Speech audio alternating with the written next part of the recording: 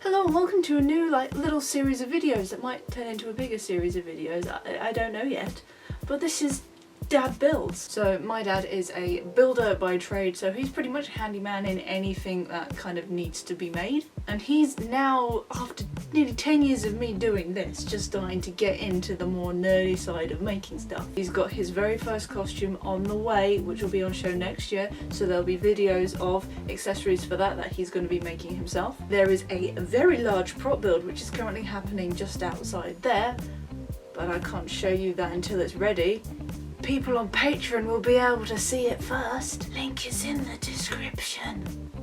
And this video today, which is not of something entirely nerdy, but of something that is actually quite cool, and it's just like a little feature in the garden now. So outside my workshop there used to be 2 oak trees. Now those oak trees were actually dead because they got struck by lightning, so we had to get them cut down this year, and we were just left with 2 stumps sticking out the bottom of the patio. Now I'm not going to go through this in a massive amount of detail, I'm just going to show you what we did, because it's actually, if you're good at woodwork, it's a fairly simple build, and now I'm not very good at woodwork, so I was just filming most of it. So on the stumps we marked out where the base for the table legs were going to go.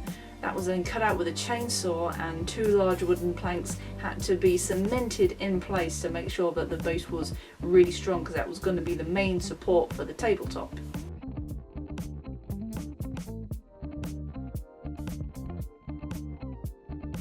On top of this, more wooden planks were added that were just sort of the basic shape of what the top of the table was going to be, because this table was going to have to support the weight of a load of pennies, a load of resin, people leaning on it, and as this thing became a bar at a party, a load of drinks too. So on top of that goes a large sheet of wood, and this was then screwed into the wooden support planks underneath. We didn't want a square table, so the wooden tabletop was jigsawed out to match the shape of what we had to cut out of a patio to go around the tree stumps in the first place. The next step was painting out tabletops. We didn't want just the wood colour showing through, so we just wanted a matte black paint, and I had a load of chalkboard paint in my cupboard that I used to modify my armour. That paint dries quick, and it gave us a good base colour to start actually putting all the pennies on the top. But before we did that, a long piece of copper strip was added around the outside using copper nails to hammer it into the wooden tabletop, and we got LED strip lighting all around the inside of that table as well, which is actually wired up to some wiring that we already had out in the garden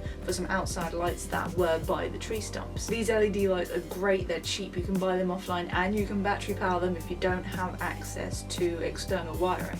So once that was done, it was the long process of adding a load of pennies of different shapes and sizes to try and get a good looking pattern on the top. We didn't want to just throw them in and make it random. And here's the slightly nerdy bit. Decided to personalise it a little bit and actually sneak some Imperial Outlanders merch on the tabletop. This included patches that had to be sealed in PVA to try and minimise any air bubbles coming off of them, as well as one of the resin badges that we normally have for our costumes in the middle of the table. This resin badge was surrounded by a bunch of 5p's, and all the 5p's were minted 2015, as that was the year that the Outlanders were founded, so that was just a tiny little detail that I really like on there, and you'd only know if you knew about the group and actually really look closely at all the years of the coins. So several evenings later of putting all the pennies in place, because we had to go to the bank and get some more because we ran out, the top of the table was actually complete decoration wise.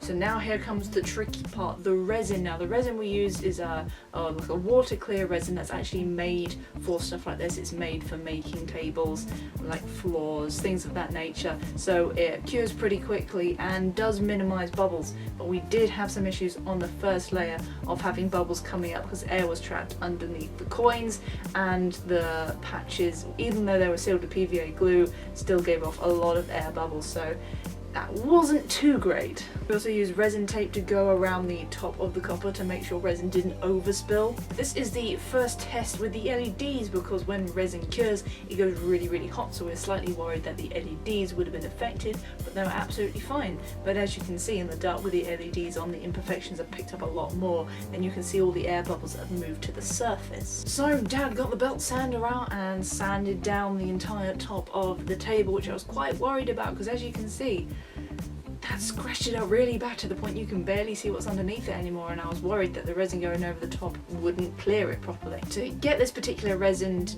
go in layers, you do have to key a layer before you add another one so it sticks to it properly. I was really worried that it was going to go cloudy underneath because of how much sanding you had to do to try and get all those imperfections off the top layer. But the second layer was added and thank God it went completely clear. We did do a little test piece before just to make sure before we poured it over the whole thing, and it now looks really, really cool. There's still some imperfections, especially around one of the patches. There's a lot of air bubbles that we couldn't get because they were down right at the bottom of the resin, but we cleared up a lot of the other imperfections and now it looks awesome.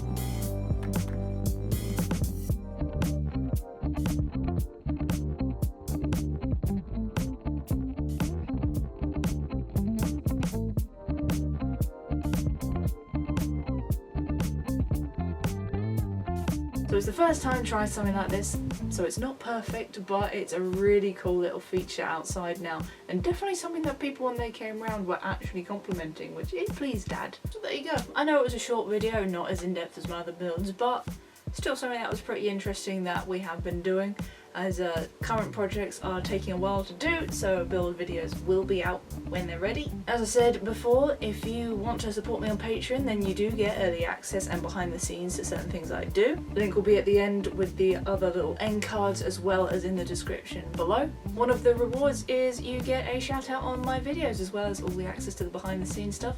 So thank you very much to Jeff Kenny for supporting this channel on Patreon. I really do appreciate everybody that goes on Patreon and pledges money to this channel. I know a lot of people see it as begging, but with YouTube the way it is at the moment, it is what's keeping a lot of YouTube channels afloat. But I hope you enjoyed this little video, as short as it was, and as I said, this is the beginning of a little series of stuff Dad is making now. The one that's outside, that's going to be a cool one when it's done, and we've actually got a deadline. It's got to be done by the end of this month because it is going to Canterbury Comic and Screen Festival, which I will also be guesting at, so keep an eye out on this channel for an update for that one. And as I said, he's got a costume on the way as well as building some accessories for that, and it's going to be a really cool costume. So thank you very much for watching. Again, I hope you enjoyed, and I'll see you in the next video. As always, may the Force be with you.